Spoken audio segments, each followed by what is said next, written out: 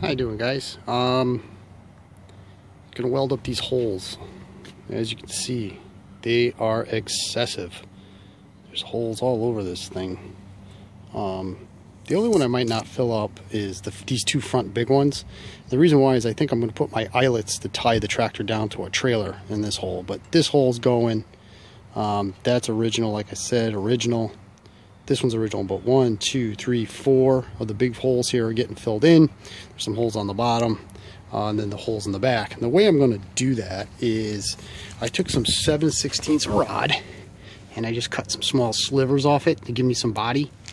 Then I'm going to take my magnet angle, drop one of those plugs in there, and then I'm just going to take the torch and go back and forth all the way around until it fills in. It might be a little dimple on the inside, but on the outside it'll be flush because I'll just go right around the outside edge, basically right around that, and then we'll just gingerly grind it down. Try to keep the heat low so we don't burn everything off, but that is what we're going to do, and I'm going to get that done now.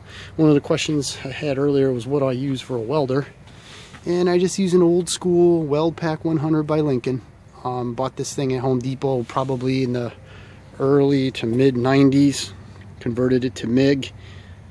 It has done everything I've ever wanted it to do. It's a good little piece. Big thing about this guy is when you're doing work like this, you want it fairly hot, I find. So it's cranked all the way up to D. Got my wire speed just a little bit less than 3 on that, so that way I get a good meltage more than just a buildup of wire.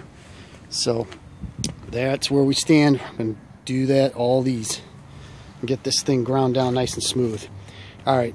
Oh, I did totally degrease this frame the other day.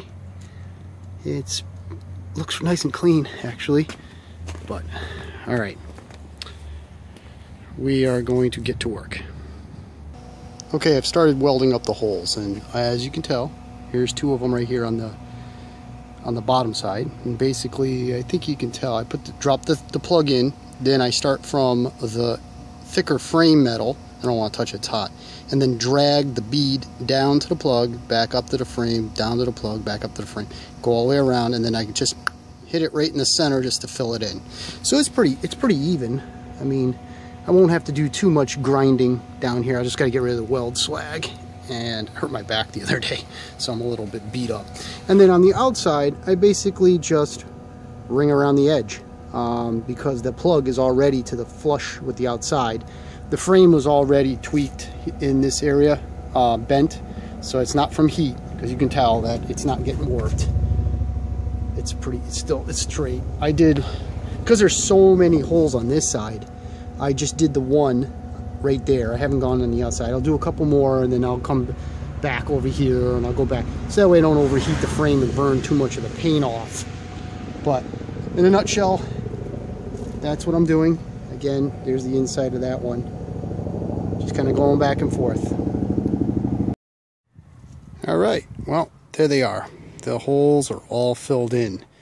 Basically what I did was I knocked down the welds with a die grinder and a cut-off wheel. That way it doesn't build up too much heat within the metal when you're knocking it down. And then I just finished it up with a sanding disc and a cookie wheel. So that way all the holes are filled in now, knocked off any slag. But here's the side that had all 4 holes in it. I mean, I don't know, that just looks a lot better to me. And then that front hole here I filled, but this one I left, so I'm going to put an eyelet there so I can tie the tractor down to my trailer when we go to a tractor show. But so there it is. They're filled in, all filled in. And over here on this side, the frame is a little bowed right here, but it's not from the weld. It was from whoever had it before me. And this one is filled. All right, next up, we are going to clean off that backing plate, get that little piece of pipe off it, and then we're going to weld that back into place. It's supposed to be welded to the end of that pipe, and we'll get that done.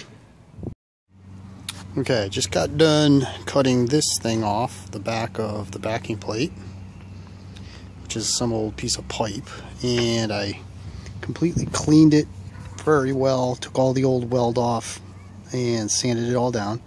Got my 90-degree magnets in place.